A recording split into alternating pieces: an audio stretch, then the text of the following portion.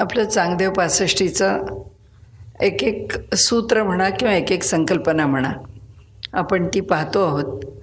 आणि त्या संकल्पनांच्यामध्ये आता आपण 27व्या ओवीपर्यंत आलो आहोत. तर या ठिकाणी त्यांनी आपल्याला जे म्हटलं आहे की जे दृश्य पाहतो, काल आपण पाहिलं की भास जो आहे तो भास दोन्हीकडेही आहे. द्रष्ट्याला पण भास आहे, म्हणून दर्शनात भास आहे. आणि मग द्रष्टा आणि दर्शन या दोघांकडे भास का आहे? कारण ज्या वेळेला ती वस्तू पाहत असतो तो द्रष्टा, तेव्हा ती वस्तूच मुळात भासात्मक असते, ती वस्तूच मुळात सत्य नसते. म्हणजे जसं त्यांना सांगायचं आहे असं की ह्या संबंध जगामध्ये नामरूपात्मक स्वरूपात भिन्न भिन्नपणाने परमात्मा सर्वदूर भरून राहिलेला आहे. तर तो जर सर्वदूर भरून राहिला आहे तर आम्हाला परमात्मा का नाही दिसत? ती नामरूपात्मक वस्तू का दिसते? त्याचं कारण की हे जे द्रष्टेपण आहे आमचं, हा जो द्रष्टा आहे त्या द्रष्ट्याला जेव्हा ती वस्तू भासात्मक दिसते त्यावेळेला ती वस्तू भासात्मकच असते. आणि म्हणून तिचं दर्शनही आम्हाला भासात्मक होतं. ही एक भूमिका त्यांनी त्यामध्ये आता आपल्या पुढे आणली आहे की पुढे देखीजे तेणे बगे, बगे म्हणजे बंधन, त्या बंधनामुळे देखते ऐसे गमू लागे. बघणाऱ्याला असं वाटतं की आपण काहीतरी पाहतो आहोत ह्याच्यामधली संकल्पना सत्यत्वाजवळ जाणारी आहे की आपण जे पाहतो आहोत ते सत्य आहे, जे पाहतो आहोत ते योग्य आहे, जे पाहतो आहोत ते शाश्वत आहे. अशा अर्थाने त्याच्या अनेक छटा बघितल्या तर ते आम्हाला दिसतं आहे, आम्हाला ते कळतं आहे, ते आम्हाला उलगडतं आहे. तर म्हणाले तसं होत नाही. आम्ही जेव्हा सृष्टीकडे पाहतो तेव्हा या सृष्टीतली ही नामरूपात्मक सृष्टी जी आहे ती आम्हाला दिसते, ती खरी तशी नाहीच आहे. तिचं आम्हाला यथार्थ दर्शन घडतच नाही. मग आम्हाला कोणतं दर्शन घडतं? भासात्मक. कारण ती जशी खुर्ची दिसते, टेबल दिसतं आहे, वस्तू दिसती आहे. वास्तविक पाहता हे काहीच नाही आहे. अद्वैत सांगतं की हे सगळंच त्याच्या मुळाशी एक परमात्मा तत्व आहे, ते कुठे आम्हाला दिसतं? म्हणजे जेव्हा आम्ही द्रष्टा होतो, पाहणारे होतो, त्यावेळी जी वस्तू दिसते ती मुळातच सत्य न राहता भासात्मक झालेली असते. आणि ती भासात्मक झालेली वस्तू अर्थात द्रष्ट्याला भासात्मक दर्शन म्हणून दिसते. म्हणजे तिचं दर्शनच त्यावेळी, ज्यावेळी द्रष्ट्याला भास होतो त्यावेळी ती वस्तू भासात्मकच असते. म्हणजे तो भासात वावरत असला तरी एकच भास प्रत्ययाला येतो, एकच भास वेगवेगळ्या प्रकाराने नटला जातो. आता हा विषय आपला कालचा होता. आता आजचा विषय आहे म्हणून या दृश्याची ये वेळे दृश्य द्रष्टृत्वा वेगळे वस्तू मात्र निहाळे आपणची. म्हणाले हे नामरूपात्मक जग जे आहे त्याच्यामध्ये आत्ता पाहिलं तेच आता जरा वेगळ्या अर्थाने. इथे म्हणाले सद्वस्तूचा आम्हाला केवळ भास होतो. आम्हाला हे सगळं जग जे दिसतं ती जी परमात्म वस्तू आहे ती परमात्म वस्तू ह्या भिन्न भिन्न रूपाने आम्हाला भासमान होत असते. त्या भासाच्या पलीकडे त्याला काही सत्यत्व नाही आहे. ते त्या रूपाने भासतं आणि जेव्हा त्या रूपाने भासणं संपतं त्यावेळी त्या वस्तूचं आमच्या दृष्टीने अस्तित्व संपतं. आम्हाला असं वाटतं की हे संपलं, आता ते तसं दिसत नाही आहे, ते नष्ट झालं, त्याचा नाश झाला. आणि म्हणून त्यांनी सांगितलं की जग सत्यरूपाने दिसतच नाही, जग भासरूपानेच दिसतं आपल्याला. म्हणजे आत्म्याचं जे स्फुरण आहे ते स्फुरण हे काय पाहतं? तर म्हणाले ते जे पाहतं, आत्मा जे पाहतं ते दृश्य आहे, आम्ही पाहतो तो भास आहे. आत्तापर्यंत आपण पाहिलं त्याचा त्यांनी शेवट आणला. कशाचा? द्रष्टा, दृश्य आणि दर्शन. त्यांनी सांगितलं हा जो द्रष्टा आहे, आणि आपण काल पण पुन्हा पुन्हा पाहिलं की द्रष्टा आणि दृश्य हे दोघे ह्या आधी का तो आधी? म्हणाले नाही, दोन्ही एका वेळीच. कारण त्या द्रष्ट्याने आपण काल पाहिलं संकल्पनासुद्धा त्यांनी त्याच्यामध्ये अशी वळवून घेतली आणि त्यांनी सांगितलं हा जो संकल्प आहे तो संकल्प केला आहे, पण तेव्हा कसा आहे, त्याचे डोळे मिटलेले आहेत. डोळे मिटलेले आहेत म्हणजे तो ईक्षण करत नाही आहे. ईक्षण म्हणजे पाहणं. तर तो आत्ता पाहत नाही आहे, त्यांनी डोळे मिटलेत. पण त्यांनी जेव्हा डोळे उघडले त्यावेळी काय झालं म्हणाले, हा पाहणारा आणि ते दृश्य एकाच वेळी प्रकट झालं. डोळे उघडल्याबरोबर ते दृश्य त्याला दिसायला लागलं. म्हणजे दृश्य आधी म्हणून तो द्रष्टा झाला, दृश्य निर्माण झालं म्हणून तो पाहणारा झाला असं नाही झालं म्हणाले. त्याच्या ठिकाणी ते दोन्ही एकदमच उत्पन्न झालं. संकल्प केलाच नव्हता, फक्त डोळे मिटलेले होते. म्हणजे आपण जे परवा पाहिलं तसं ते तत्त्व फक्त स्फुरण पावत होतं, बाकी ते तत्त्व काहीही करत नव्हतं. तर ते तत्त्व स्फुरण पावतं आहे अशा त्याच्या स्थितीत असताना म्हणाले त्यांनी फक्त डोळे उघडले. म्हणजे काय केलं, ईक्षण केलं. त्यांनी ईक्षण केल्याबरोबर काय झालं, समोर दृश्य आहे, हा द्रष्टा आहे. आणि त्यामुळे त्या दृश्यद्रष्ट्याला जे दर्शन झालं आहे ते ह्या तीनही रूपांनी तेच स्फुरण विभागून आम्हाला दिसतं आहे. तोच परमात्मा आहे आणि म्हणून तो द्रष्टा आहे, म्हणून ते दृश्य आहे, म्हणून ते दर्शन आहे. आणि आम्ही जेव्हा बघतो तेव्हा आम्हाला काय आहे, आम्ही लौकिक द्रष्टे आहोत, पण द्रष्ट्याला जे दिसतं आहे ते भासमान आहे. आणि त्यामुळे आम्हाला दिसणं म्हणून तैसा आत्मज्ञानी दुबळा ज्ञानरूप जो आपुली अने मागचं पाहिजे परिदृष्टी ते वाऊगे झकवीत असे. म्हणाले हे जे दृश्य आहे ते आमच्या दृष्टीला फसवतं आहे, कारण आमची दृष्टी काही बघू जाती आहे, पण जे बघू जाती आहे ते तसं नाहीच आहे, ते तसं दिसतच नाही आहे. आणि त्यामुळे दृष्टी जरी बघू गेली, तिची जरी बघण्याची इच्छा असली तरीसुद्धा म्हणाले त्या दृष्टीला जे दिसतं आहे ते भासमान आहे. आणि जेव्हा दृष्टीला ते भासमान होतं त्यावेळी ते भासमान मुळातच भासरूपाने प्रकाशित होतं आहे, यथार्थ रूपाने नाही. संतांना त्या स्थानावरती ईश्वराचं प्रकटीकरण दिसेल, आम्हाला त्या स्थानावरती भास होईल की हे काही नाही, ही नुसती पिंडी आहे, या ठिकाणी काही नाही, इथं नुसता पाषाण आहे, एवढाच प्रत्यय येईल. त्याचं कारण असं की त्याला तो यथार्थ प्रत्यय येणार नाही. म्हणजे आपण मनाने म्हणतो आपल्या घरी गणपती आणून ठेवला, आपल्या गणपतीला पूजा करतो, गणपतीची प्राणप्रतिष्ठा करतो, त्याला पुन्हा पुन्हा नमस्कार करतो गणपती म्हणून. पण त्याला नमस्कार करत असताना कितीही धारणा गणपती म्हणून असली तरीसुद्धा तो आम्हाला शाडूचीच मूर्ती दिसते. तो काही चैतन्यमय गणपती दिसत नाही. आम्ही प्राणप्रतिष्ठा केली म्हणजे चैतन्यच आलं. मग एवढ्या त्या प्राणप्रतिष्ठेनंतरसुद्धा गणपतीची मूर्ती आम्हाला चैतन्यमय का नाही दिसत? कारण ती वस्तू भासमान आहे. आम्हाला ती सत्याचं दर्शन घडवणार नाही आहे. म्हणून तो भास पाहणारा जो द्रष्टा पाहतो आहे ती भासमान होणारी वस्तू पाहतो आहे आणि म्हणून त्याचं दर्शनही भासमान आहे. आता ते म्हणाले पण हे जे परमात्मा तत्व आहे ते परमात्मा तत्व हे त्याच्या ठिकाणी सर्व काळ सत्यत्वानी युक्त आहे. आता प्रश्न असा आहे की ह्या जगामध्ये मात्र आम्हाला पाहताना फक्त भासच दिसतो आणि भासाच्या वेळी जे दिसतं ते भासमयच असतं. एवढं एक सूत्र लक्षात ठेवून आपण पुढे जाऊ. आता ह्या सूत्रामध्ये त्यांनी म्हटलं की वाद्य जाते वीण ध्वनी, काष्ठ जाते वीण वन्नी, तैसे विशेष ग्रासुनी स्वयेची असे. आता ध्वनी हे उदाहरण घेतलं आणि ध्वनीच्या उदाहरणामध्ये बरोबर काष्ठ आणि वन्नी, वन्नी म्हणजे अग्नी आणि त्याच्याकरता काष्ठ, आणि ध्वनी आणि त्याच्याकरता वाद्य जात म्हणजे वेगवेगळी वाद्य.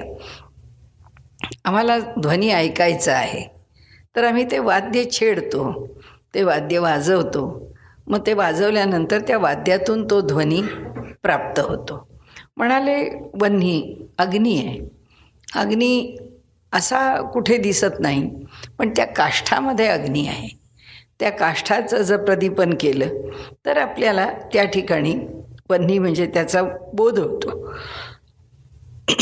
की इथे काष्ठामध्ये अग्नी आहे, तो प्रदीप्त झाला आहे आणि अग्नी रूपाला आला आहे.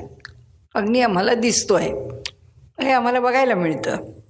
तैसे विशेष ग्रासुनी स्वयेची असे. तसं म्हणाले की हा द्रष्टा आणि दृश्य हे निर्माण जरी त्यांनी केलं आणि हे जरी तो ते भासवतो आहे वेगवेगळ्या रूपामध्ये, तरी मुळात तो एकच आहे. मुळात त्याच्या तो मूळच रूपात आहे. त्याला यात काही फरक करावा लागत नाही.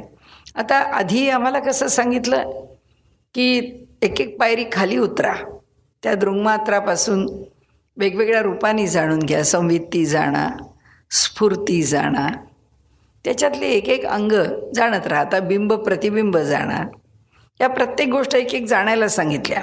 आता ते आपल्याला म्हणतात की जो मूळचा ध्वनी आहे, जो आधीचा ध्वनी आहे, आम्हाला कुठे या जगात कळतो. म्हणजे ध्वनी नावाची मूलभूत काय गोष्ट आहे. आता हे भांडं आहे, आवाज झाला, हा आवाज आला, ध्वनी आहे. त्याच्याकरता ही जी हालचाल केली त्याच्यामुळे एक ध्वनी निर्माण झाला, तो ध्वनी आपल्याला ऐकायला मिळाला. पण काय माहिती मूळ ध्वनीचं स्वरूप काय ते ह्याच्यावरून कळत नाही. हा भासमान होणारा ध्वनी आहे, हा ह्या ठिकाणी प्रकट झालेला आहे. म्हणजे आमच्या जे काय आम्ही तेथे एकावरती एक 2 स्टीलच्या वस्तू आपटल्या, त्याच्यानंतर त्यातनं निर्माण झालेला जो आवाज आहे तो आम्हाला आवाज ऐकायला मिळाला. पण मूळ ध्वनी आम्हाला माहीत नाही. आम्ही ओंकार म्हणू, पण ओंकाराचा मूलभूत अनाहत नाद आम्हाला कुठे माहिती आहे, माहीत नाही. म्हणून त्यांनी सांगितलं की हा जो सारंगी, सतार, वीणा काय जे आम्ही घेतलं असेल त्याच्या आधीचं ध्वनीचं स्वरूप काय आहे आम्हाला कुठे माहिती. आम्ही त्याच्यावर छेडलं म्हणजे काय केलं, त्या सतारीवर त्या ध्वनीला आणलं म्हणजे आरोपित केलं, त्याचा भास निर्माण केला. म्हणजे सतार चालू असेल आणि कोणी जर म्हटलं सारंगी वाजते, जाऊ कळत नाही का ही काय सारंगी आहे का, ही सतार आहे. म्हणजे सतारीतून उत्पन्न होणारा आवाज हा त्या आवाजावर केलेला आरोप आहे सतार नावाने. की ही जी सतार आहे ती सतार ज्या प्रकारचा ध्वनी इथे निर्माण करते तो ध्वनी म्हणजे मूळचा ध्वनी नव्हे. त्यांनी आपल्याला सांगितलं की तसं हे आम्हाला जे दृश्य जगत दिसतं आहे ते जगत परमात्म्याने निर्माण केलं आहे असं आम्हाला वाटतं आहे. आणि त्याच्या दर्शनाचे परिणाम आहेत ते पुन्हा आम्हाला प्रत्येकाला वेगवेगळे आहेत. समोर एखादं दृश्य पाहिलं, कुणाला ॲक्सिडेंट झाला आहे, कुणाला त्रास झाला आहे, कुणाला इमर्जन्सी आली, कुणी आजारी पडला, अनेक माणसं आहेत. आता हे सगळ्याच्या झंझटात पडायला नको, चला आपण पटकन निघून जाऊ म्हणणाऱ्यांपासून या माणसाला शेवटपर्यंत काय औषध उपचार करायचे तिथपर्यंत आपण थांबू, आपलं कर्तव्य म्हणणाऱ्या माणसांपर्यंत त्याच्या सगळ्या परी आहेत. हे काय आहे, हा भासच आहे, हा जगदाभास आहे. समोर दिसणारं जे दृश्य आहे त्या दृश्याला हा द्रष्टा कोणत्या प्रकाराने जाणतो, कोणत्या प्रकाराने, त्याला आपण आपला दृष्टिकोन म्हणू, आणखीन काही म्हणू, पण तो ज्या प्रकाराने जाणतो ती त्याची दृष्टी येते, त्याचं दर्शन आहे. आणि ते दर्शन प्रत्येकाचं वेगवेगळं आहे. आणि म्हणून त्यांनी सांगितलं की मूळ जो परमात्मा आहे तो मूळ परमात्मा जसाच्या तसाच आहे. त्याच्यावरती आम्हाला ध्वनीच्या आधाराने मूळ जर ध्वनी आहे तर आम्हाला कुठे कळला मूळ ध्वनी काय आहे. आम्ही सतारीचा ध्वनी ऐकला, आम्ही रेडिओचा ऐकला, आम्ही टी व्हीचा ऐकला, त्या टी व्हीवरती ज्या ट्यून्स आहेत त्या ऐकल्या, म्हणजे म्हणून टी व्हीचा ऐकला म्हणायचं. तो जो सगळा आवाज आहे किंवा त्या आवाजाचे सगळे जे प्रकार आहेत तो मूळ आवाज नाहीच आहे. आवाजाचे प्रकार निर्माण केले आपण. म्हणून प्रत्येक माणसाचा आवाज तो मनुष्य बाहेर लांब असला तरी आपण ओळखतो, अरे ही व्यक्ती आली आहे बरं का, त्या माणसाचा आवाज दिसतोय. म्हणजे काय, मग मूळ ध्वनी कुठे गेला, तो प्रत्येक व्यक्तीच्या बरोबर तो ध्वनी किंवा त्या माध्यमामधून आयतन वेगळं आहे. आयतन म्हणजे त्याला प्रकट करणारं साधन, ते बदललं आहे. आणि म्हणून त्यांनी सांगितलं की इथे लक्षात ठेवा की अशा प्रकारे वस्तूंना विशेषत्व देऊनसुद्धा परमात्म तत्व जे आहे ते मुळामध्ये जसंच्या तसंच राहिलेलं आहे, त्याला काही फरक पडत नाही. आणि म्हणून ते सांगतात की तसंच आता आपल्या सूत्रावर आलं तर दृङ्मात्र वस्तू भली जगता योगे कळून आली, जैशी वाद्यामुळे जाहली ओळख त्या ध्वनीची. की इतका मधुर आवाज असू शकतो, आपण एकेका गायकांचं एखादं गाणं ऐकतो तेव्हा असं वाटतं हे कुठे स्वर्गात गंधर्व असतील आणि काय असेल माहीत नाही, पण ह्या आवाजासारखा आवाज होणे नाही, ह्याच्यासारखं गाणं नाही, त्यातला भाव नाही. हे जे एक एक जाणवतं ते कशामुळे जाणवतं ते म्हणाले तसं की अहो त्या रेकॉर्ड्स आहेत म्हणून आम्ही पाहू शकतो, त्या कॅसेट्स आहेत म्हणून आम्हाला त्यांचा आवाज ऐकायला मिळतो. अशा वेगवेगळ्या प्रकारांनी आम्हाला काहीतरी माध्यम उपलब्ध करून दिलं आहे म्हणून आम्ही ती गोष्ट पाहतो. तसं ते जे परमात्मा तत्त्व आहे त्यांनी जर जग निर्माणच केलं नसतं तर परमात्मा तत्त्व कुठे कळलं असतं? कळायला कुणी नाहीच आहे ना. त्यांनी जगच नाही निर्माण केलं तर परमात्मा तत्त्व कळेल कसं? म्हणून जगत निर्माण झालं आहे म्हणून ते परमात्मा तत्त्व आम्हाला कळू शकतं आहे.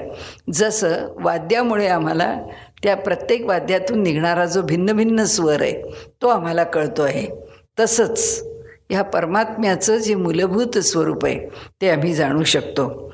जे म्हणता नये काही जाणो नये कैसेही, असतची असे पाही असणे जया.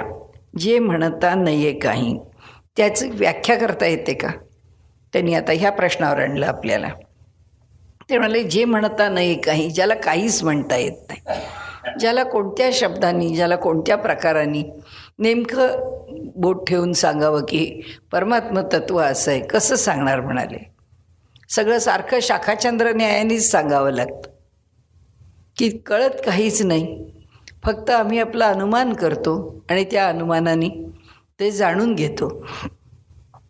आणि शाखाचंद्र न्याय म्हणजे असं की लहान मुलं आहे, आपल्या घरी आईच्या वडिलांच्या कडेवर आहे, बाहेर आला मला ते चांदोबा पाहिजे चांदोबा पाहिजे हट्ट करत आला, आईवडिलांनी आणला, ते रोज दाखवतो, त्याला सवय होते लहान मुलांना.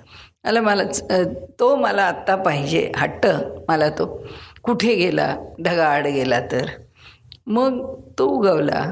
मग जरा ते मुलं खेळण्याच्या अवस्थेत आलं, मग त्या मुलांनी म्हटलं कुठे आहे चांदोबा? आई म्हणते बघतो ते झाड आहे ना, त्या झाडाच्या इथे आहे ना, तो लांब झाड आहे तिथे. तसं म्हणजे त्याला सापेक्षतेने दाखवावं लागतं. इतक्या लांब आहे तो आमच्यापासून की आम्हाला तो चंद्र बघायचा आणि तो जर दुसऱ्याला सांगायचा तर झाडाची एक रेफरन्स पॉईंट घेतला, हा संदर्भ जर आम्ही स्वीकारला तर ह्या संदर्भाच्या पार्श्वभूमीवरती तो चंद्र कुठे आहे हे आम्ही सांगणार, ते आम्हाला कळणार. म्हणजे हे ज्ञान कसं आहे? सापेक्ष ज्ञान आहे. कशाच्या तरी सापेक्षतेने, रिलेटिव्हली, ही संदर्भाने, त्याच्या साह्याने आम्ही ते जाणतो. पण म्हणाले ह्याला कशाच्या साह्याने जाणावं? ह्याला जाणायला दुसरं साधन नाही. म्हणून आपण पहिल्या दिवशी म्हटलं ना की आपल्याला त्याचं काही यथार्थ वर्णन काय तसं नाहीच करता येत, पण तरीही दोन लक्षणांनी आपण पुन्हा वर्णन करतो. त्याचं एक तटस्थ लक्षण वर्णन करतो आणि त्याचं एक स्वरूप लक्षण वर्णन करतो. आता पुढे पुढे आपण तसेच जाणार आहे, त्यामुळे त्याच्यावरती आपण आत्ता फार वेळ नको द्यायला. आता इथे त्यांनी सांगितलं की जे म्हणता नये काही जाणू नये कैसेही, म्हणजे ज्याच्याबद्दल आम्हाला काहीच बोलता येत नाही, ज्याचं अस्तित्व आहे ते आम्हाला इथे प्रकट करून दाखवता येत नाही, कारण ह्या वाद्यजातांच्यामुळे आम्ही त्याच्या संदर्भाने त्याला जाणू शकलो. आता ही दृङ्मात्र वस्तू त्यामुळे जगताला कळली, पण जे म्हणता नये काही, ज्याला कोणत्याही शब्दांनी ज्याचं वर्णन करता येत नाही, जाणो नये कैसेही, कोणतंही साधन घेतलं तरी त्या साधनाने त्याला आम्हाला जाणता येत नाही. कोणत्याही साधनाच्या त्या पलीकडे. का पलीकडे आहे? आपण फार खोलात नको जायला, पण थोडक्यात की प्रमाता, प्रमाण आणि प्रमेय ही त्रिपुटी आता आपली कोणती चालली आहे? द्रष्टा, दृश्य आणि दर्शन. आणि ह्या त्रिपुटीने आम्ही जाणून काय घेतोय? ज्ञाता, ज्ञेय आणि ज्ञान. प्रत्येक वेळी आमचं ज्ञेय म्हणजे जाणून घेण्याची वस्तू बदलती आहे.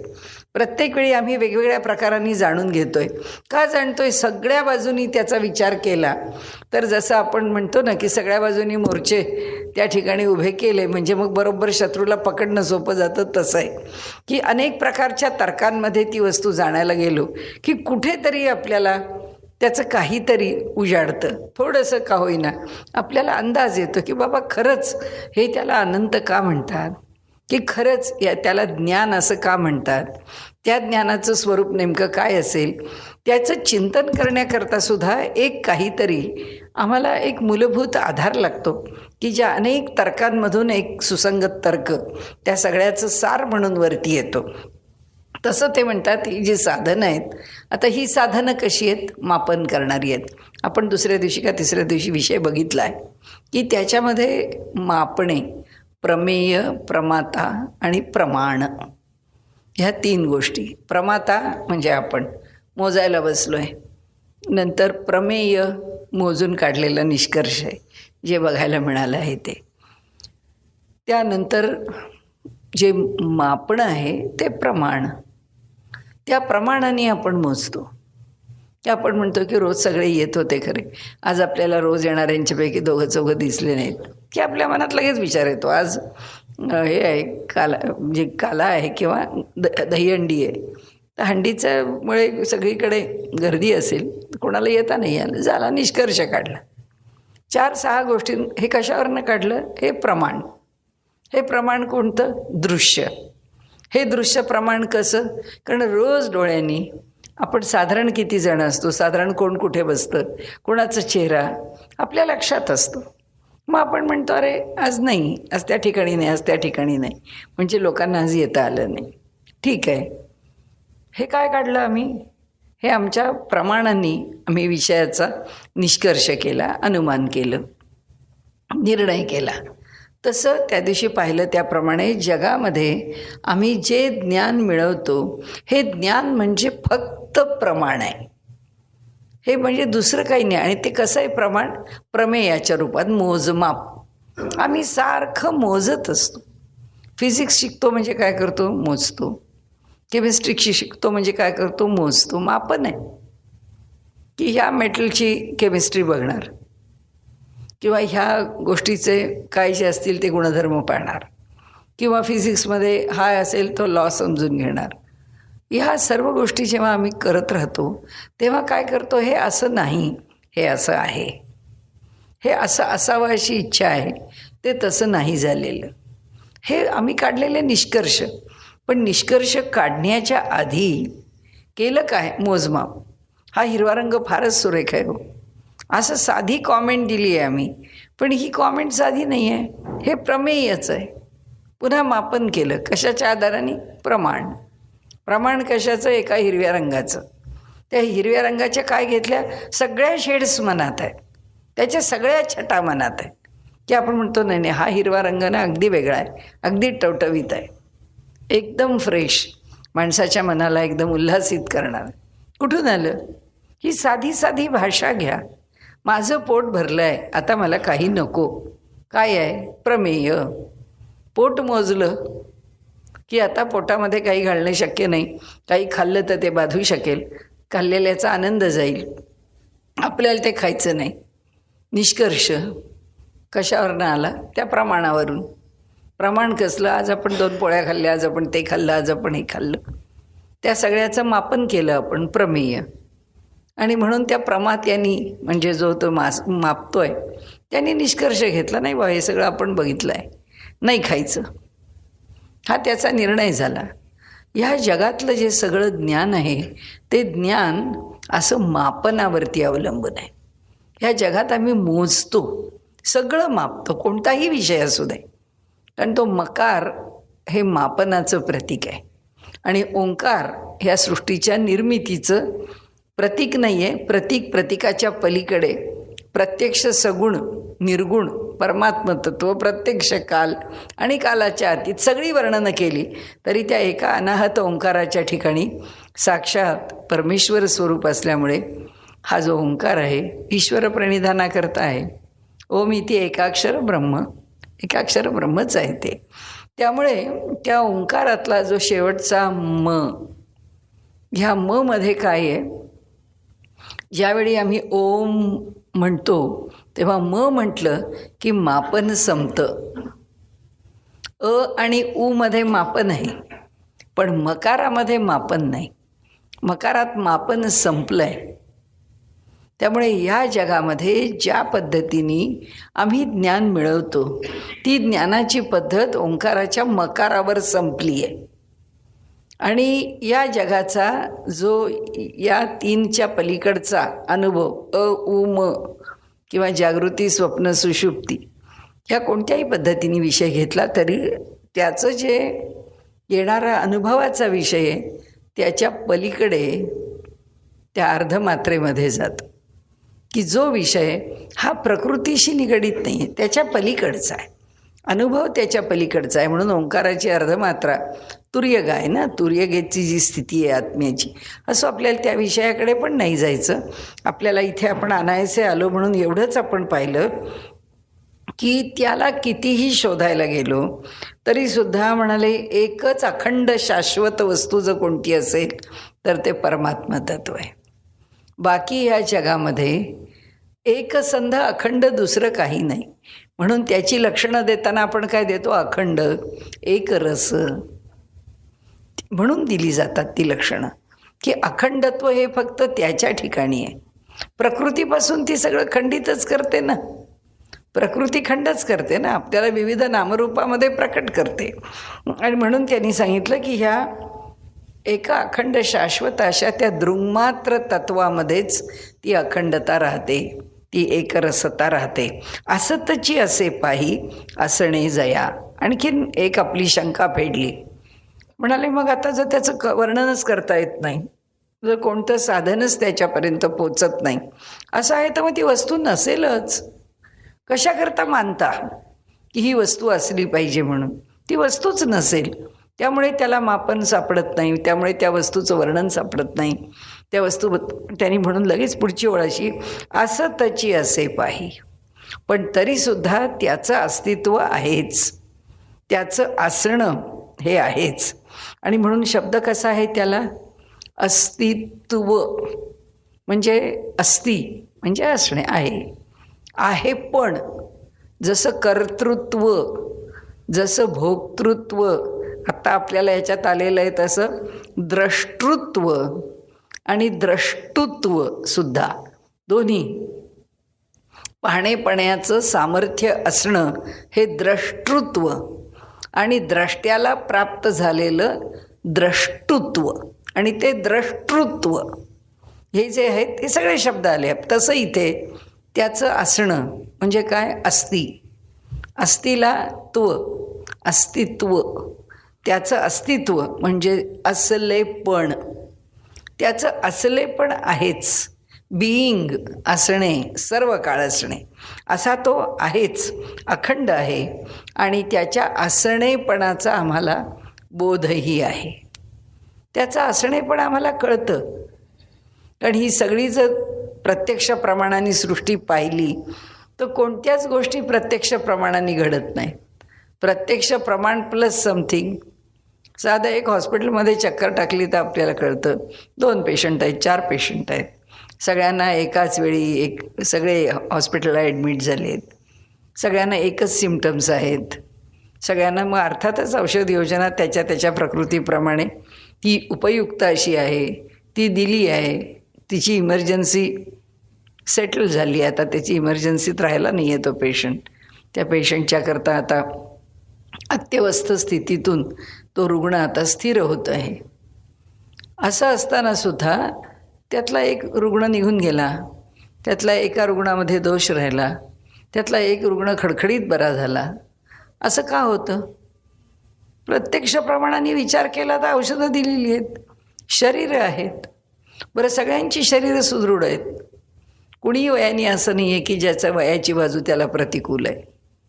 असं असतानासुद्धा हे का वेगवेगळं घडतं?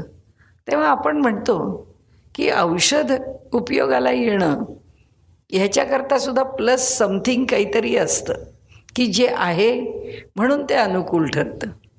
आणि कितीही कशाही प्रकारे त्यांना औषध योजना झाली तरीसुद्धा जेव्हा अनुकूलता नाही तेव्हा प्रतिकूलता येऊ शकते. तर त्यामुळे त्यांनी सांगितलं की जगामध्ये ईश्वर दिसत नाही, पण ईश्वराचं अस्तित्व नाकारता पण येत नाही. म्हणून ते म्हणतात असतचे असे पाही, तुम्ही काहीही म्हणा त्याचं असणं हे स्वीकारावंच लागतं. असणे जया एवढंच आहे त्याचं. असणे, अस्तित्व, असणे पण, एवढं तो घेऊ नये ह्या जगामध्ये. ते आम्हाला कळू शकतं. आपुलिया बुबुळा दृष्टी असोनी अखम डोळा. आपल्याला डोळा आहेत, आपल्याला चांगली आपल्या बुबुळांना दृष्टी आहे. ही बुबुळं सगळं जग चांगल्या तऱ्हेने पाहतं आहे. ही सगळी पाहण्याची शक्ती त्या बुबुळांच्यामध्ये असूनसुद्धा अखम डोळा. पण म्हणाले आपल्या डोळ्याला आपला डोळा पाहणं किंवा चेहरा पाहणं असमर्थ आहे. तो बघू शकत नाही आपला चेहरा, त्याला बघता येत नाही. बुबुळांना सगळं पाहण्याचं सामर्थ्य आहे, पण त्याला स्वतःचा डोळा त्याला पाहता येत नाही. आणि त्याचं त्याला जसं शरीर दिसत नाही, या डोळ्याला पाठ दिसत नाही, शरीराची पाठीमागची बाजू दिसत नाही. सगळं जग पाहत असलं तरी त्याला पाठमोरं पाहता येत नाही. आणि त्यामुळे त्याला त्याचंच शरीर पाहणं अवघड जातं. त्यामुळे अनेक पदार्थांना तो पाहतो. म्हणजे आपण जगामध्ये सारखं पाहतच असतो. असं कोण म्हणेल की अहो यानं बहुतेक दिसत नसावं. आपण तो चांगलं दिसतं आहे आम्हाला, फक्त आम्हाला आमची पाठ नाही दिसत, फक्त आम्हाला आमचे डोळे नाही दिसत, नाही आम्ही त्याला बघू शकत. म्हणाले फक्त एकच गोष्ट आहे की त्यालाच त्याचं रूप पाहता येत नाही. म्हणजे तोच आपलं स्वतःचं रूप पाहू शकत नाही. आता का नाही पाहू शकत? म्हणाले पाहण्याची दृष्टी नाही ही तर शक्यता गेली. आणि म्हणून म्हणाले की आपल्याला तो दिसत नाही. याचं कारण काय? तर म्हणाले इथे ओवीमध्ये म्हटलं आहे त्याप्रमाणे ज्ञानरूप जो. आता निष्कर्ष याच्यावर आला. आपला एक दृष्टांत घेतला आपण की मनुष्याला त्याचे उत्तम डोळे असूनसुद्धा त्याला दिसत नाही. मग हा जो परमात्मा आहे तैसा आत्मज्ञानी दुबळा. तसं परमात्मा जो आहे तो आत्मज्ञानी म्हणजे आपलं स्वतःचं ज्ञान करून घेण्याच्या बाबतीत काय आहे, जो स्वतः ज्ञानरूप असल्यामुळे त्याला स्वतःचं ज्ञान करून घेता येत नाही. आधी तो मूळ परमात्मा आम्हाला कधी भेटणारच नाही, तसा तो आम्हाला दिसणारच नाही. कारण तो काहीतरी आकार घेईल तेव्हा तो त्या दृङ्मात्र स्थितीवर तर असणार नाही, तो खाली उतरेलच, तो काहीतरी आकाराला येईलच. तो जेव्हा आकाराला येईल तेव्हा त्याचं मूळ स्वरूप आपल्याला दिसत नाही, त्याचं मूळ स्वरूप आपल्याला कळत नाही. आपल्याला का कळत नाही? त्याला पण कळत नाही. इथे ज्ञानेश्वर माऊली म्हणाली तो केवळ ज्ञानमात्र आहे. तो स्वतः ज्ञानमात्र असल्यामुळे, तो सर्वदूर जाणीव म्हणून भरून राहिलेला असल्यामुळे त्या ज्ञानाने कोणत्या ज्ञानाला पाहावं, त्यांनी कसं पाहावं, त्यांनी स्वतःला कसं पाहावं. आता जर अग्नी आहे आणि अग्नीने म्हटलं की मला अग्नी दाखवा, अग्नीने जर म्हटलं तर मला अग्नी करा, अग्नीने म्हटलं की मला अग्नीचं गुणधर्म माझ्या प्रत्ययाला आणून दे. आता त्या अग्नीला काय आणून देणार प्रत्ययाला? अग्नी स्वतःच अग्नी आहे. त्या अग्नीला त्याचं अग्नीपण, असं कधी अग्नी म्हणतो का? आपल्याला अग्नीचा स्पर्श झाला की अरे भाजलं, अरे चटका बसला. पण म्हणाले अग्नी असं म्हणतो का की काय मी होरपळतोय नुसता, केवढा प्रचंड जाळ? त्याचाच जाळ आहे, तोच अग्नी आहे. त्यामुळे तो काय अग्नीचा अनुभव घेणार? म्हणाले साखर आहे, ती शोधायला धावते का की अहो गोडी कुठे मिळेल, गोडी कुठे मिळेल? म्हणाले तीच गोड आहे, तिला कुठे गोडी शोधायची आहे? ते तिच्याच जवळ आहे. आणि ती गोडीला दुसऱ्या घेऊन त्याचा स्वीकार कशी करणार? कशाला ती गोड म्हणणार, कशाला ती चाखणार? कारण ती पूर्ण स्वरूपामध्ये गोड आहे.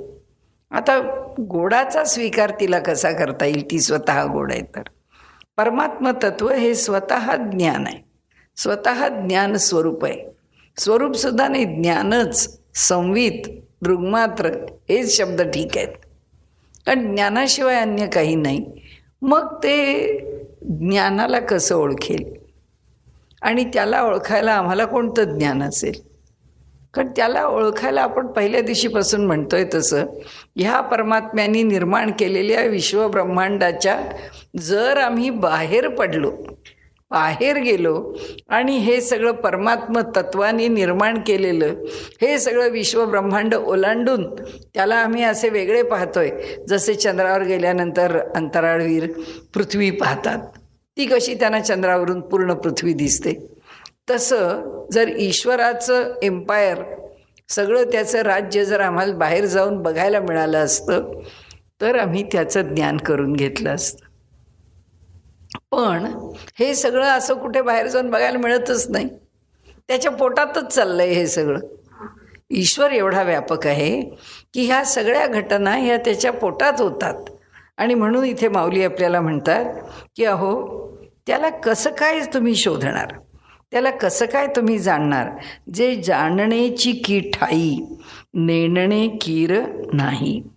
म्हणाले त्याच्या बाबतीत कसं आहे, जे जाणण्याची की ठाई, जाणीव नावाचा जो प्रकार आहे तो त्याच्या ठिकाणी वेगळा तुम्ही कसा समजून घेणार, तो दृंगमात्रच आहे, तो सर्वदूर जाणीव रूपाने भरला आहे.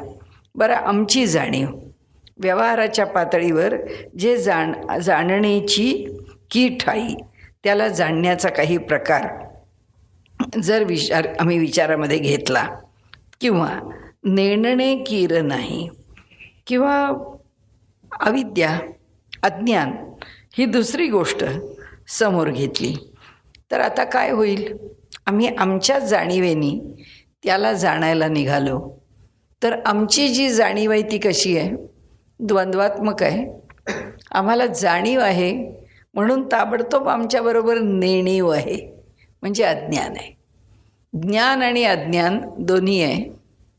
आता ज्ञान आणि अज्ञानाच्या संमिश्रणामध्ये असलेला हा जीव आहे, हा असा द्वंद्वात्मक जीव आहे. हा जीव आमच्या जाणीवेनी जेव्हा ती जाणीव बघायला जाईल तेव्हा ही जाणीव तिथे पोचणार नाही. या मानवी जाणीवेला म्हणजे मानवाच्या ज्ञानाला कारण का नाही पोचणार, पंचमहाभूतांच्या मर्यादेत आहे ती. पंचमहाभूत आणि अष्टाधा प्रकृती यांच्या मर्यादेत असल्यामुळे तिला ह्याच्या पलीकडे जात, कारण तो यात नाहीच आहे. तो ह्या 3 गुणातही नाही आहे, तो ह्या 5 महाभूतांमध्येही नाही आहे. आणि त्यामुळे त्याला जाणायला ह्या ज्या मर्यादा आहेत त्याच्या ज्ञानाच्या, ह्या मर्यादा त्याला इथे मागचं जी गेली ना आपली ओवी, त्याला आपण जे म्हटलं की पुढे देखीजे तेणे बगे, बगे म्हणजे बंधन. आम्हाला ही जीवभाव आलेला जो आहे, आम्हाला ही जी देहाची खोळ आहे, याच्यामुळे आम्हाला एक बंधन आहेच. या बंधनातच आम्ही त्याला पाहतोय. ते आमच्या ज्ञानाला पण बंधन आहे. ज्ञानाला पहिलं बंधन अज्ञानाचं आहे. म्हणजे जे अज्ञान नाही ते ज्ञान, असं आमचं ज्ञान आहे. आणि त्याच्याजवळ अज्ञान नावाची गोष्ट राहूच शकत नाही. त्याकरता आपल्याकडे दृष्टांत पुष्कळ दिलेले आहेत. ते म्हणाले की असं का होतं, असं आपण का म्हणतो. एखादी छोटा दृष्टांत घेऊन मग पुन्हा बघूया. त्यांनी असं म्हटलं की एक सविता म्हणजे सूर्य, सूर्याच्या ठिकाणी प्रकाश आहे. सूर्याच्या ठिकाणी कधी अंधार दिसणार आहे का, कधीच असणार नाही आहे.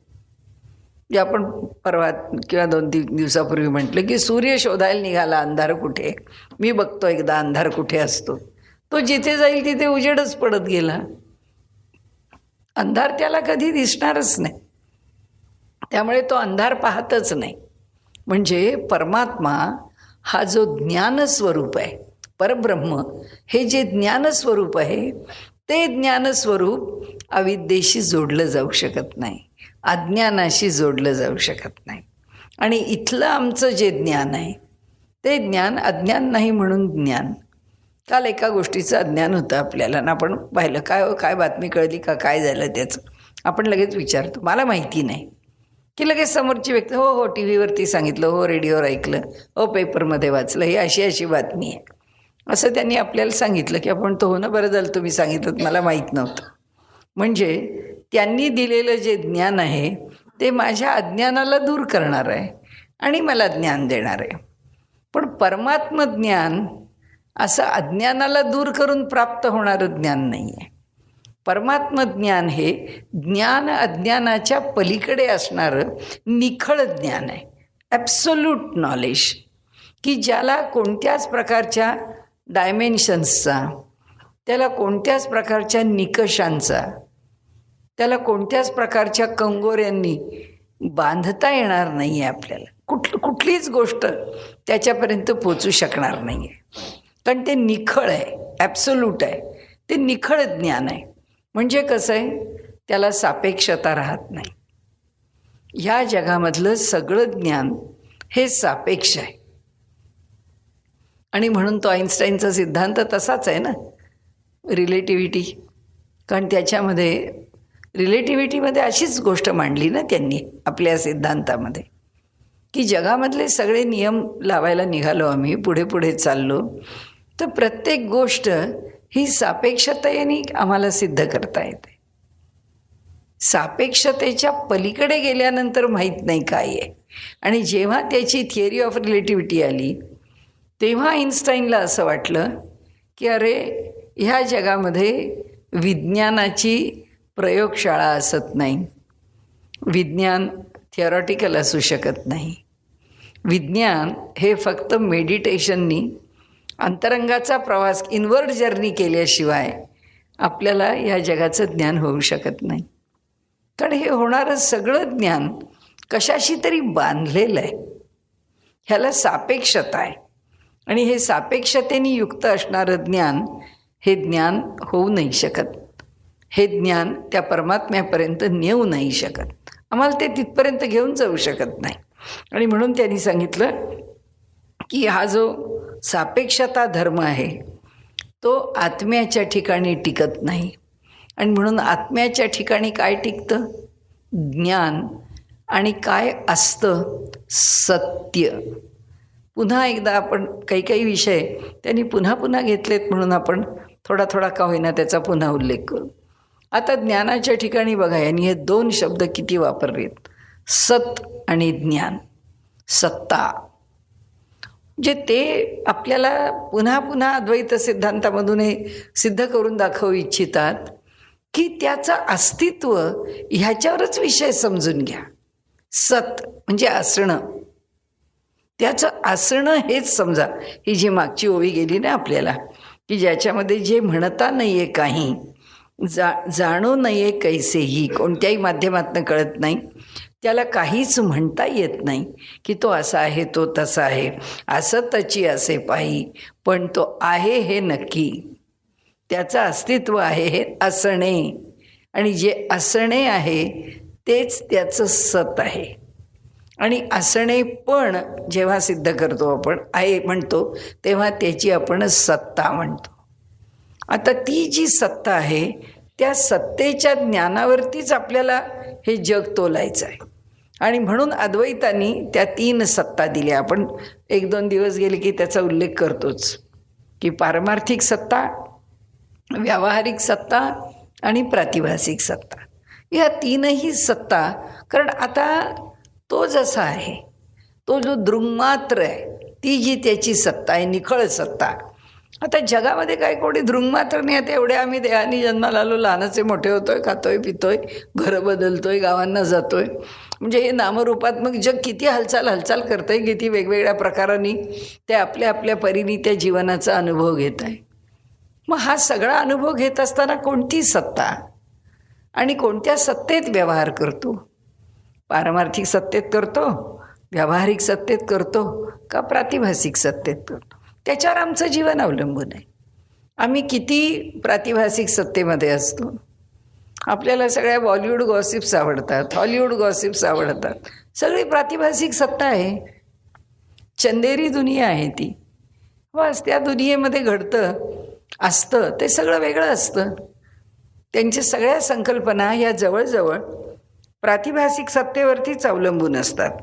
आणि असं प्रातिभासिक सत्तेतलं जे जीवन आहे, ते प्रातिभासिक सत्तेतलं जीवन प्रत्येकजण जगतो असं नाही. त्याच्या जीवनात काही प्रातिभासिक असतं, काही व्यावहारिक असतं, आणि काही पारमार्थिक असतं, की काही त्याच्या संकल्पना अगदी दृढ अटळ असतात व्यवहारामध्ये. नाही नाही, हे असं झालंच पाहिजे, कुटुंब असं सांभाळलं गेलंच पाहिजे, कुटुंबामध्ये अमक्यानी असं वागलंच पाहिजे, कुटुंबामध्ये सौहार्द राहिलंच पाहिजे, ह्या त्याच्या मूलभूत संकल्पना आहेत. त्या संकल्पनाप्रमाणे तो व्यवहार करेल. त्या संकल्पनांप्रमाणे प्रातिभासिक सत्तेत पण तो राहील. म्हणजे मुलं नीट वागत नसली, मुलांना नीट समजत नसलं, त्याला जर समजावून सांगायची वेळ आली तर तो ज्या युक्त्या प्रयुक्त्या योजील किंवा ज्या प्रकारचा व्यवहार किंवा ज्या प्रकारची मांडणी विषयाची करील ती प्रत्येक वेळी व्यावहारिक सत्तेतच असेल असं नाही, ती प्रातिभासिक सत्तेत असेल. कधीकधी डॉक्टरसुद्धा एक धोका पेशंटला की बाबा हे तुम्ही असं केलंत ना तर आता काही तुमचं खरं नाही, आत्तापर्यंत मी तुम्हाला वाचवलं पण आता ह्याच्या पुढे वाचवणं खरं, हादरतो पेशंट. मग तो डॉक्टर काय व्यावहारिक सत्तेत बोलला आहे का? डॉक्टरचा काय संबंध पेशंटला त्याला घाबरवायचा? डॉक्टरचं काम एवढंच आहे, पेशंट आला औषध दिलं, तू बरा झालास घरी जा बाबा, माझं काम संपलं, तुझा संबंध संपला. असं होत नाही. तो त्याला समजावून सांगतो, तो समजावताना जरा अतिरंजित करून सांगतो. असं जेव्हा तो सांगतो त्यावेळी तो घाबरतो. तो म्हणतो बापरे, डॉक्टरांनी एकदम आपल्याला रेड सिग्नल दिला आहे, हे काय बरोबर नाही आहे, आपल्याला आता सांभाळायला पाहिजे. असं झालं की त्याची व्यावहारिक सत्ता सुटली आहे पण प्रातिभासिक सत्ता त्याला आवश्यक आहे. म्हणजे प्रत्येक वेळीच प्रातिभासिक सत्ता ही टाकायचीच आहे असंच घडतं असं नाही. कधीकधी प्रातिभासिक सत्तेत राहावं लागतं. आता राजकारण आहे, बोलायाचे लिहू नये, इशारतीचे सांगू नये, असं जर प्रातिभासिक सत्ता सोडून व्यावहारिक सत्तेत आलो तर रोज एक माणसाला बुलेटिन काढावं लागेल की आज पंतप्रधानांचं काय आहे असं बुलेटिन. त्यावेळेला आज मी असं करणार आहे, आज या लोकांच्या बाबतीत माझं हे धोरण आहे, या गोष्टीच्या बाबतीत माझी ही स्ट्रॅटेजी आहे, असं कोणी सांगतं का? असं जेव्हा ते सांगत नाहीत आणि जेव्हा त्यांच्या मुलाखती घेतल्या जातात तेव्हा त्यांची उत्तरं ऐकतो, ती उत्तरं खोटी का खरी? ती खोटी नाही, खरी नाही, ती प्रातिभासिक आहे. ती आम्हाला भासात ठेवतात, ती आभासात्मक असतात, त्यांनाही ती वेळ मारून न्यायची असते. रामदेव बाबांच्या सारखा संत किंवा आपल्या महंत आपल्या आपल्या क्षेत्रात काम करणारा, त्यांच्याबरोबर सगळे मॅनेजमेंटवाली मंडळी की सगळी एकापेक्षा एक दिग्गज आहेत. ते रामदेव बाबांना म्हणाले तुमचं गणित सांगा पैशाचं, आम्हाला व्यापार करता कसा तेवढं सांगा. घुमवून घुमवून प्रश्न झाले, सगळ्यांनी रामदेव बाबांनी काही कोणाला दाद लागू दिली. शेवटी जेव्हा तो अगदी प्रत्यक्ष प्रश्न आला तेव्हा त्यांनी सांगितलं, अहो हे माझं सिक्रेट माझ्यापुरतं राहू द्या ना, कशा करता तेही तुम्ही मला ओपन करायला लावत. ठीक आहे, एवढंच तुम्हाला सांगतो मी की मी सचोटीने व्यापार करतो, मी माझे सगळे पैसे वैयक्तिक माझ्याकरता वापरत नाही, मला ही सगळी चॅरिटीज करायची आहे, हे सगळं मला समाज कल्याणाकरताच वापरायचं आहे. मग कसं वापरायचं हे त्यांनी सगळं सांगितलं. पण लोक म्हणाले की तुम्ही जरी साधू सत्पुरुष साध्या स्वप्नी वागत असलात तरी तुम्ही तुमची कोणतीच गोष्ट जी सांगायची नाही आहे ती सांगितली नाहीत, या पत्रकाराला सुद्धा काही तुम्ही बदला नाहीत. असंच असतं ना, व्यवहार आहे. व्यवहार करताना सुद्धा म्हणजे आपण जेव्हा तत्त्वज्ञान म्हणून व्यावहारिक सत्ता आणि प्रातिभासिक सत्ता पाहतो तेव्हा ह्या जगामध्ये जर प्रातिभासिक सत्ता जर प्रयोजनाची नव्हतीच, तिची जर आवश्यकताच नव्हती, प्रातिभासिक सत्तेमध्ये राहून जर आमचं नुकसानच केवळ होणार होतं, ते कोणत्याच बाजूनी फायद्याचं नव्हतं, तर अशा प्रकारचं जीवन जगण्याची परिस्थिती देवानी ठेवली असती का? ती तशी निर्माण केली असती का? त्याला सँक्शन दिलं असतं का? धर्माचं सँक्शन आहे. धर्म जेव्हा पर्याय सांगतो तेव्हा काय सांगतो? धर्माचा नियम जर यथार्थ आहे असं धरलं की अमुक एक केलं तर पाप लागतं असं सांगितलं, अमुक एक केलं तर पुण्य लागतं. त्याने सांगितलं काहीतरी अडचण आली आहे, आता अडचण आल्यानंतर हे पुण्यकर्म जरी असलं तरीसुद्धा हे करणं आम्हाला अवघड आहे. मग अवघड आहे, मग काय करा? काही नका, ते सगळं जे काही तुम्ही तुमचा कार्यक्रम आरंभला आहे तो ताबडतोब बंद करा, आणि तुम्हाला अडचण आली आहे ना तर हे एवढं त्याचं प्रायश्चित्त घ्या आणि निघा, बस झालं. मग हे काय आहे? जर मूळ घटना किंवा मूळ व्रत किंवा मूळ कर्म जर काही निश्चित ठरवलं आहे आणि त्या कर्माला जर अपवादाने जर बाधा आली तरीसुद्धा तो अपवाद न होऊ देता त्या व्यक्तीला त्याच्या संकल्पामधून संकल्प केला ना तर सुटका केली पाहिजे ना, त्यातून ते चक्र पुरं झालं पाहिजे. त्याला त्याच्यातून सोडवताना जो पर्याय दिला जातो तो काय आहे? त्याला वास्तव आहे का? तो सुद्धा प्रातिभासिक आहे. तो सुद्धा ठीक आहे, हे असं करा, एवढं केलं तरी चालतं. खेड्यामधले माणसं असतात, त्यांना बिचाऱ्यांना पूजेची तयारी सत्यनारायणाच्या स्वा करता येत नाही, पण हौस असते आपल्या घरी सत्यनारायण करा. गुरुजी सांगतात काही करू नका. गुरुजी तुमची दक्षिणा किती हो, आम्हाला परवडली पाहिजे. गुरुजी म्हणतात काही दक्षिणा नाही, अजिबात आम्ही दक्षिणा घेत नाही. सत्यनारायण आम्ही नेहमी असाच करतो की सगळ्यांच्याकडे सत्यनारायण व्हावं. त्याला इतकं समाधान होतं की बघा गुरुजी दक्षिणा घेऊन करतच नाहीत सत्यनारायण. गुरुजी काय खरं बोलतो का? हा त्याचा व्यवहार आहे का? नाही आहे. प्रातिभासिक सत्ता आहे. तो प्रातिभासिक सत्तेत येतो. तो म्हणतो ह्याच्या कल्याणाकरता, ह्याच्या समाधानाकरता मला बोललं पाहिजे. म्हणजे जगामध्ये जेव्हा भगवंत हे सगळं असं आम्हाला दाखवतो की जे जसं नाही ते तसं, कारण तो कुठे आम्हाला सत्य दाखवतो? तो मिथ्याच दाखवतो ना. जे तसं नाही आहे तेच तो आम्हाला दाखवतो. पण असं दाखवतो त्याच्यामागे त्याचं प्रयोजन काय आहे हे ओळखणं ही फिलॉसॉफी आहे, किंवा हे ओळखणं हा त्याचा पॉझिटिव्ह विचार आहे. आणि हे न ओळखता काय अर्थ आहे त्याला? कसले शंकराचार्य? खरं म्हणजे त्या वर्णनं ऐकली की असं वाटतं की काही नाही आहे, हे सगळं शून्य आहे. तो आहे तरी आहे, तो नाही तर नाही, तो नाही तरी अस्तित्व आहे. तो स्वतःच तिन्हीहून नटला आहे, तो स्वतः तीनहून नटला आहे, तरीसुद्धा तो आम्हाला दिसत नाही. अहो काय चाललं आहे? आम्ही हे काही मान्य करत नाही ही फिलॉसॉफी, असं सांगणारा सांगतोच ना, त्याच्यावरती विवाद करतोच ना. पण त्याचा जो विवाद आहे तो विवाद तिथे ठरत नाही. आणि तो का ठरत नाही? त्याचं कारण एकच आहे की मांडलेला सिद्धांत हा त्यांच्या पुढं जो पोचला आहे तेवढाच म्हणजे अद्वैत नाही, आणि तेवढाच तर्क शंकराचार्य करायला इतके भोंगळ नाहीत. असला भोंगळ तर्क ते करणारच नाही. तर्काला तर्काने कसं छेदत जायचं आणि तर्काला तर्काने कसं उभं करायचं. कारण विपरीत तर्क छेदत राहायचा आणि संयुक्तिक तर्क वर उचलत न्यायचं. त्याच्याशिवाय तत्त्वज्ञान मांडताच येत नाही, दर्शन उभं राहूच शकत नाही. आणि म्हणून त्यांनी इथे आम्हाला सांगितलं की हे जे वस्तुमात्र आहे हे तुम्ही लक्षात ठेवा. म्हणाले की हे म्हणून स्फुरण आहे. म्हणून दृश्याची ये वेळे जेव्हा जाणणारा आहे दृश्य द्रष्टृत्वा वेगळे. दृश्य आणि द्रष्टृत्व ह्या दोघांच्यामध्ये भेद आहे. वस्तू मात्र निहाळे म्हणजे ही संवित्ती किंवा ही दृग्मात्र वस्तू ही पुन्हा निहाळे, ती निराळीच आहे. आपण अशी म्हणाली ती अशी वेगळी आहे की त्या ह्या दृश्याला, ती ह्या द्रष्ट्याला आणि ती ह्या दर्शनाला, सगळ्यांना आपल्यामध्ये आपणाची वस्तू मात्र निहाळे म्हणजे सगळ्यांच्या सकट ती एकत्रच पाहते. म्हणजे शेवटी त्यांनी मुद्दा काय सांगितला आपल्याला की त्या वस्तूच्या ठिकाणी आत्तापर्यंत जवळजवळ आपण 10व्या ओवीपासून आत्ता 25व्या ओवीपर्यंत द्रष्टादृश्य दर्शन ह्याचा विकास कसा करत जायचा. की पहिल्यांदा ती एकटी एक वस्तू आहे, वस्तू मात्र म्हणजे परब्रह्म आहे. ती एकटी वस्तू म्हणजे अद्वैत आहे. त्याच्यामध्ये दोन झाले, तो दृग्मात्र रूपाने प्रकट झाला एक, आणि त्यानंतर संवित्ती झाला, पुरुष प्रकृती झाला, स्फुरण रूप झाला.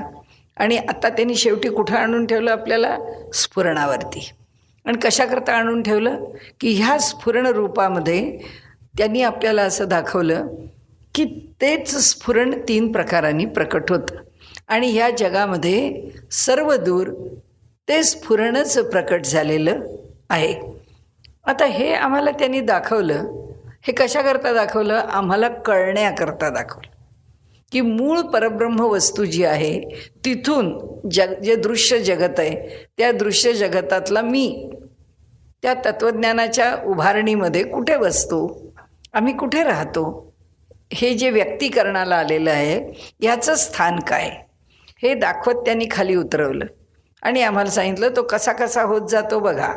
आणि म्हणून हे जगत जे आहे ह्या जगतामध्ये आता तो दृश्य रूपाने आणि तो द्रष्टा रूपाने ह्या ठिकाणी जो वावरतो तो वावरतोच आहे. पण मला वावरताना असं वाटतं की इथे द्रष्टा मी आहे आणि हे जग म्हणजे दृश्य आहे. असं प्रत्येकाच्या दृष्टीने आहे. माझ्या दृष्टीने हे सगळं द्रष्टा आहे, त्यांच्या दृष्टीने आम्ही सगळे द्रष्टा आहोत. प्रत्येकाच्या दृष्टीने तो जेव्हा द्रष्टा आहे तेव्हा आम्ही दृश्य आहोत. चुकून द्रष्टा बोलले, आम्ही सगळे दृश्य होतो. म्हणजे प्रत्येकजण आमच्यापैकी द्रष्टा पण आहे, दृश्य पण आहे. आम्ही द्रष्टे पण आहोत आणि दृश्य पण आहोत. आता एवढं सांगून झाल्यावर त्यांना असं वाटलं की आता पुरेसं आहे, आता ही चर्चा पुरे आहे. मग ही चर्चा त्यांनी आता कुठे नेऊन ठेवली? आता त्यांनी आपल्याला असं सांगितलं की वस्तुमात्र निहाळे आपणाशी. आत्तापर्यंत आम्ही तुम्हाला द्रष्टादृश्य दर्शन कसं असतं, काय असतं हे सगळं समजावलं. पण म्हणाले त्या परमात्म्याला इतक्या खटपटी करण्याची काही आवश्यकता आहे का? त्याला यातलं काही करावं लागत नाही. तो जिथे आहे, तो जसा आहे तसाच तिथेच हे जग पण निर्माण होतं. आणि ह्या जगामध्ये तो जो संपूर्ण भरून राहिलेला आहे आणि ह्या जगामध्ये तो त्यालाच पाहतो आहे द्रष्टादृश्य रूपाने. हे जे जग अनुभवताना आम्हाला कळतं आहे आणि जे आमच्या दृष्टीने निष्कर्षाला यायला पाहिजे ना. कारण त्रिपुटी काय येते? नुसतं द्रष्टादृश्यावर जग नाही चालणार. पाहणारं आहे आणि जे पाहायचं आहे, संपलं, दोन उभे आहेत.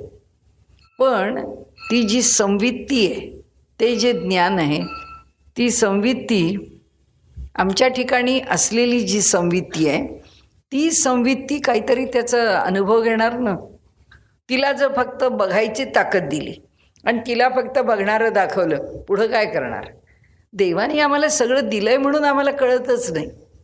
देवानी जर आम्हाला त्याचा निष्कर्ष काढण्याचं किंवा त्याचा अनुभव घेण्याचं, त्याचं रसग्रहण करण्याचं सामर्थ्य जर दिलंच नसतं तर काय झालं असतं? नुसतं आपलं टकामका सगळं बघतायत, प्रत्येक इकडे पाहतो तिकडे, त्याला कळेल कसं काय करायचं? ते करायचंच कळणार नाही. मग त्याच्यापुढे पेस्ट आणून ठेवली, ब्रश आणून ठेवला, दात कोण घासणार? मला दात आहेत ते घासले पाहिजे आणि ते हायजेनिक आहे हे कळणार कोणाला? ही वेगळी संवित्ती पाहिजे. ही त्यांनी आम्हाला दिली आहे. कारण त्याला नुसतं द्रष्टादृश्यामध्ये जग ठेवायचं नव्हतं, त्याला ह्या जगाला चालवायचं होतं. म्हणून ती जी आत्तापर्यंत आपण पाहिलं ते कसं पाहिलं की ही जी संवित्ती आहे, ही संवित्ती आपल्याच ठिकाणी अनेक रूपांनी सामर्थ्य प्रकट करते. आपण नेहमी इमर्जन्सीमधलं सामर्थ्य आठवावं की ज्यावेळी आपल्यावरती एकदम प्रसंग येऊन पडतो त्यावेळी आपण आपले आहोत तसे व्यवहार करत नाही. मनुष्य त्यावेळी काय वाटेल ते वेगळ्या प्रकाराने त्यावेळी तो ज्याला आपण त्याचा प्रतिक्रिया व्यक्त करतो. मी आपल्याला एक थोडासा आज वेळ झाला आहे, 1-2 मिनटं घेते आणि थांबते. तर ती मुलगी, मी बेळगावला गेले होते तिच्या घरी, तिच्याच एका कार्यक्रमाकरता. तर तिच्या आईवडिलांनी तिला एक सोन्याचे तोड्यात जर का मोठा दागिना अगदी घसघशीत करून आणला. म्हटलं काय कारण, काय झालं? त्या म्हणाल्या तिचं ब्लॉक जोडलेले 2 एका मजल्यावरती, त्याही बाजूला गॅलरी, ह्याही बाजूला गॅलरी. लहान मुलगा तिचा अत्यंत खोडकर, त्या मुलांनी गॅलरीत जाऊन दार लावून टाकलं बाहेरून. तो काय ऐकणार आहे? ही इकडून त्याला इतकं समजावते, चॉकलेट देते, इथून फेकते, काय काय ह्या गॅलरीतून त्याच्याकरता, तू दार उघड, तू ते दार उघड, असं त्याला सारखंच ऐकत नाही तो मुलगा. उलट तो आई जो त्याचे हे करतीये की अरे दार उघड रे, दार, मी आता उडी मारू, मी आता पण तो काही करायच्या आत खाली जायत तयारी करून ठेवली होती की ह्या मुलांनी उडी मारली तर काय. आई आहे आणि तिला वाटलं हे पोरगं काहीतरी वेड्यासारखं करील तर करायचं काय. म्हणजे तिच्या त्या विचारामध्ये तिने ह्या गॅलरीतून त्या गॅलरीत उडी मारली आणि ती पोचली त्या गॅलरीत. 10-12 एवढं तर अंतर असतंच ना, 10-12 फूट. आज एका बिल्डिंगच्या 2 गॅलरीजमध्ये काही अंतर. कशी गेली? ती काय लॉंग जम्प मारणारी होती का? तिला स्टार्ट होता? काय होतं? काही नव्हतं. म्हणजे हे जे आहे ना की आपण ज्यावेळी एक वेगळा व्यवहार करतो, तो जो सगळा वेगळा व्यवहार आहे, तर आता आपला जो विषय चालला आहे त्या विषयाचा आपण उद्याला विस्तार करू. त्याच्यामध्ये त्यांनी जे म्हटलं आहे की ही जी शक्ती आहे मनुष्याच्या ठिकाणी दिलेली, ही कोण देतं? तिला ती जी उडी मारायला शक्ती दिली, संवित्ती.